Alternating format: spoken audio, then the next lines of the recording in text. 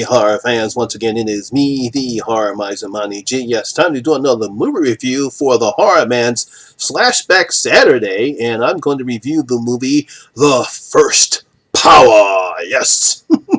Now, The First Power is a 1990 neo-noir horror slasher movie. It was written and directed by Robert Reninskoff. I think I got his name right. It stars Lou Diamond Phillips, Mikhail Williamson, and Jeff Colbert. Now, basically what the Slashback Saturday is that my good friend Joe, the horror man, he has his club called the Slashback Club.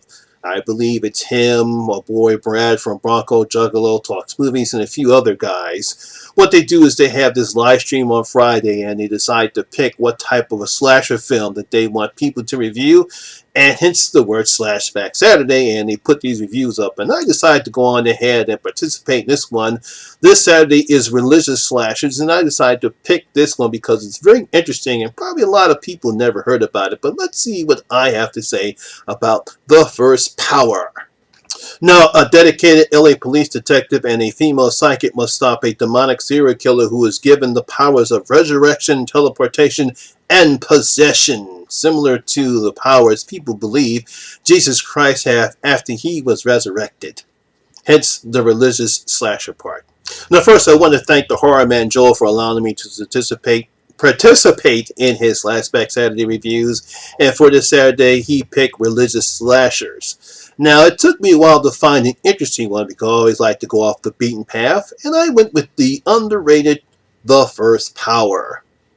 Now, as I stated before, this was written and directed by Robert Reninskoff, and the film stars Lou Diamond Phillips as a Los Angeles detective who has just captured the sadistic serial killer known as the Pentagram Killer, mainly because when he killed his victim, he drew a pentagram on them.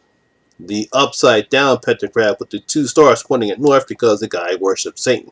Now, warned by a psychic named Tess, played by Tracy McGriff, not to have Patrick Channing, that's the killer's name, executed, Logan ignores her warnings, and Channing is scheduled to be executed for his crimes. However, unknown to Logan and law enforcement and everybody else, Channing has been granted the first power by Satan and is resurrected to continue his killing, hence the title of the movie. Logan and Tess decide to join forces with Sister Marguerite because he's a nun to see if they could put an end to Channing's reign of terror. And that's basically what this whole movie is about. Now, this was an interesting and different take on slasher films, and it was during this time that the slasher subgenre was believed to be coming to an end. Most people felt as though the slasher subgenre had come to an end. It was before Scream came out that revitalized the subgenre, and most critics didn't like the film, but it actually was a box office success, making over $22 million on a $10 million budget, so the film did make some money. Now, one of the things I liked about the film is Lou Diamond Phillips' performance. Now, he was one of the fresh young faces of Hollywood, coming off of Young Guns 1 and 2 and La Bamba, and some other films. I believe he was in Renegades and some other movies, and you can see why he was cast as the lead. He's got a nice looking face. He was popular at the time. I believe that's why he was cast as this film, because people thought at the time we needed a fresh young face for this one. And I guess the reason why he picked this one, because I don't know if he actually loved horror at the time when he was cast this one, but it was a different character he's played before, because Logan is not your typical detective. He's your typical detective. He's caring, he's smart, and he wants to put an end to Channing's killings. He's also vulnerable. He nearly gets killed by Channing when his first confrontation in the film. He's not a tough, badass cop that we've seen before in other movies. He basically wants to see justice done for the victims, and even though he's skeptical about Channing's resurrection, once he actually sees the weirdness that takes place, then he understands that he needs to do what is necessary in order to end Channing's terror. Now, veteran character actor Jeff Colbert is Bren as the killer, Jeff Channing, or the Pentagram Killer. Now, I remember his appearance in Buffy the Vampire Slayer as the crazy vampire Zachary Karlik. You know, the crazy vampire that Buffy was supposed to face on her 18th birthday.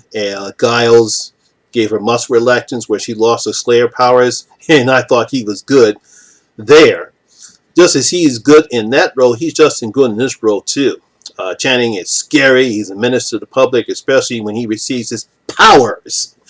It seems like his only mission is to please his master. The rest of the cast is fine. Veteran actor Mikael Williamson is fine as Logan's partner, Oliver Franklin.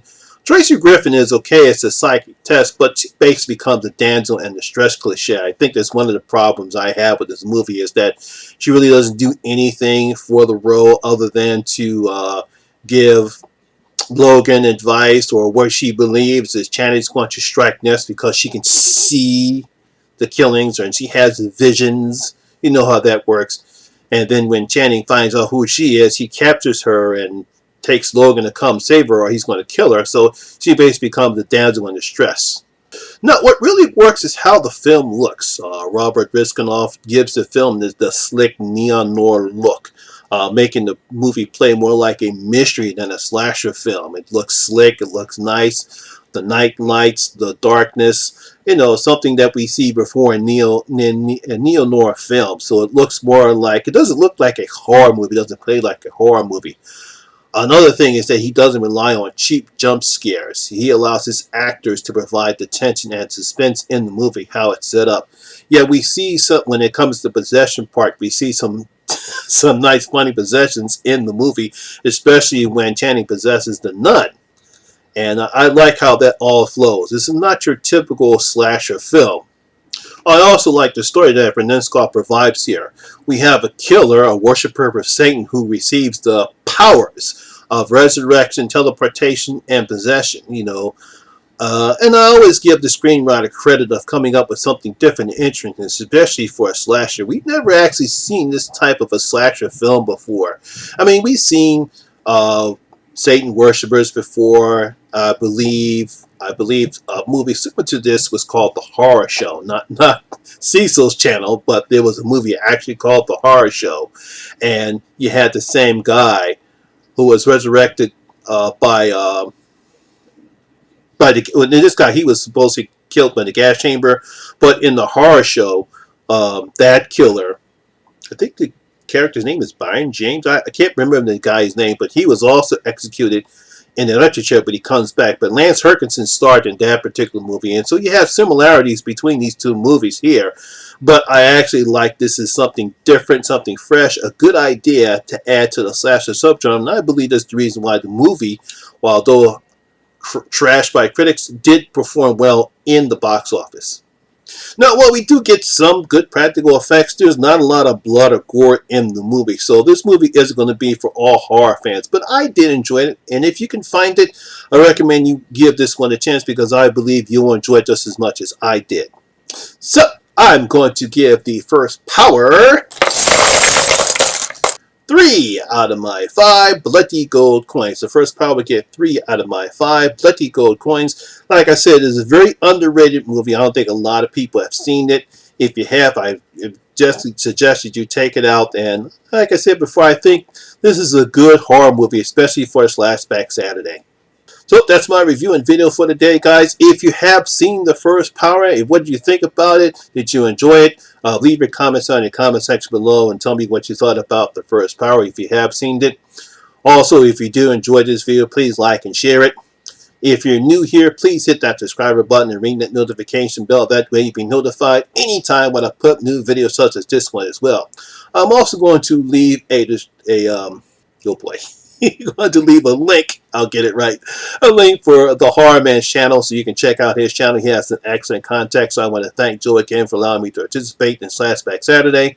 I'll take a look for this. I'll probably watch the replay of Brad's Slasher Cup so I can see what's up for next Saturday, so I have a review for that next Slashback Saturday again. Also, all my social media links will be down in the description box below as well. Once again, my name is Lamont Smith, better known as the Horror Miser Monty G, and always remember, horror rules. I'll see you in my next video. I'm out.